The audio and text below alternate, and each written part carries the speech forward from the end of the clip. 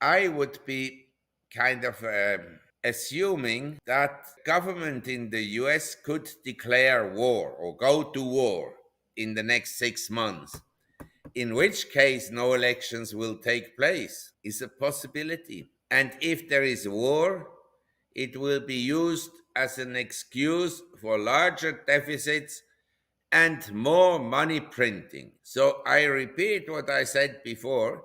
In the near term, gold will probably go down as well as silver and platinum, but I would hold some physical gold as an investor. Marc Faber, a renowned contrarian investor and the editor and publisher of the Gloom, Boom, and Doom report, provides a distinctive perspective on investment strategy and the global economic landscape. Faber advises that while gold, silver, and platinum might experience short-term declines, holding physical gold remains a prudent long-term hedge. Analysts consistently emphasize that gold will play an increasingly significant role in a multipolar currency world because it is one of the most liquid monetary assets in global financial markets. Evidence of the US dollar's diminishing global role was seen this week when the trade agreement between the US and Saudi Arabia, which established the petrodollar, was allowed to expire. Recent gold market fluctuations were influenced by algorithmic traders' activities relying on Chinese central bank purchases. These traders were unsettled when the People's Bank of China reported no increase in its gold reserves last month, ending an 18-month buying spree. Despite this, gold held critical support at $2,300 on Monday and recorded a 1% gain heading into the weekend. Faber also speculates that a stock market crash is unlikely in the near term. He believes the Federal Reserve would likely respond with further rate cuts and money printing to stabilize the market. He even considers the possibility of the U.S. government declaring war, which could suspend elections, justify more significant deficits, and increase money printing. The Federal Reserve's aggressive use of its balance sheet during the 2007 to 2009 financial crisis and the 2020 COVID-19 market panic was a pivotal strategy to stabilize financial markets. By absorbing bonds that would otherwise be in the portfolios of asset managers and investment vehicles, the central bank helped steady the markets.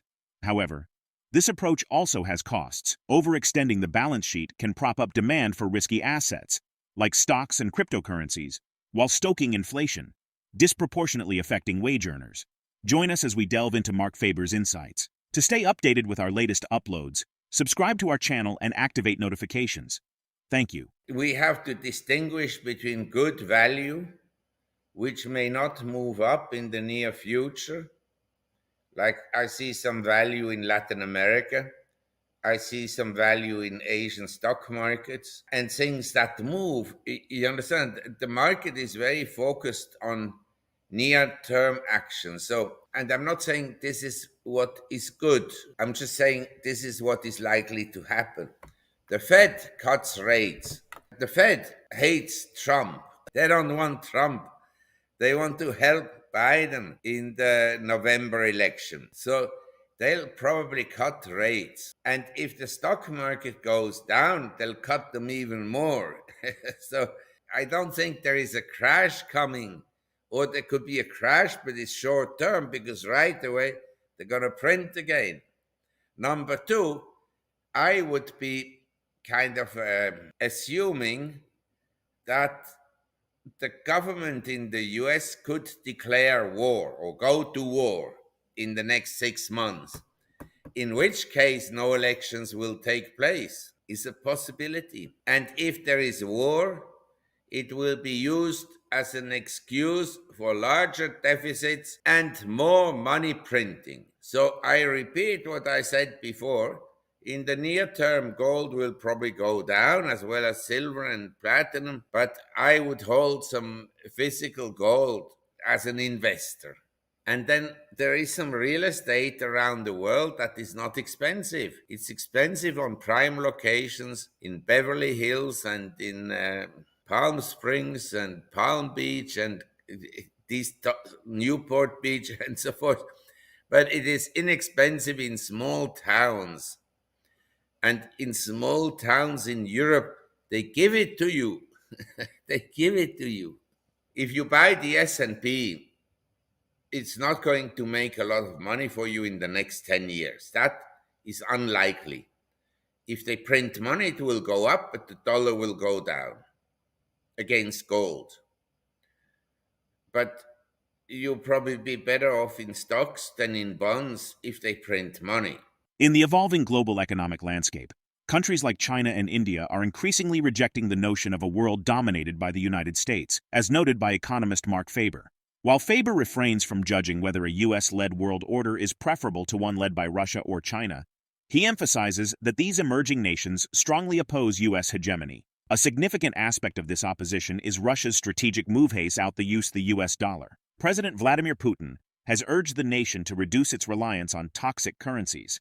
This shift began in earnest following the 2022 invasion of Ukraine and the subsequent imposition of Western sanctions. These sanctions have spurred Russia to accelerate its efforts to de-dollarize its economy, seeking alternative currencies to mitigate the impact of international financial restrictions. This week, Russia announced a significant milestone in its de-dollarization campaign, the near-complete elimination of the US dollar in its bilateral trade with China. This move underscores the commitment of both nations to reducing their dependence on the US-led economic system. By shifting away from the dollar, Russia and China aim to diminish their reliance on the Western-dominated global currency and sidestep the extensive sanctions that have hampered Moscow's ability to engage in international trade. Let's get back to the interview. The world is increasingly divided in two blocks: the Anglo-Saxon bloc under the leadership of the US and Europe, plus Japan, Australia, and New Zealand. The so-called advanced economies, the former colonial powers. They haven't been able to shake their idea of supremacy entirely and still travel around the world and lecture countries like China and India about human rights and democracy and. And then you have the countries that are represented more by the BRICS countries, China, India, Russia, and so forth. These are economically new countries on the block in the international trading system. They weren't involved in international trade until just the last 30, 40 years. And these countries have become economically very powerful.